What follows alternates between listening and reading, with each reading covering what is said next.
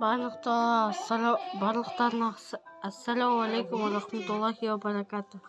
Сендерге қазір мен Аль-Фатиха сүрені және Ықылас сүресін айтам.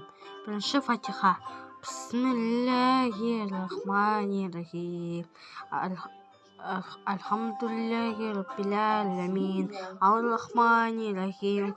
Малики яумиддин. Ийяки нa'буду ва ийяки наста'ин.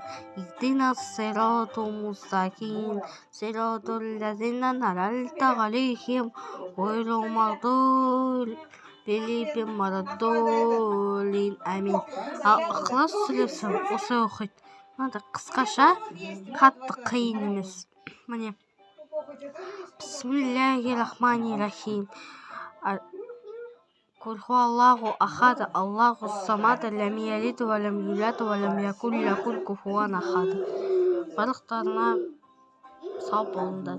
Мынаны естеріңе сақтаңдар, сендерге керек. Мұсылмандар болсаңдар, мынаны оқыңдар. Сендер хоть кішкентайсыңдар, бірақ сендер бәрібір оқу керексіңдер. Лайкқа басыңыз және подписка.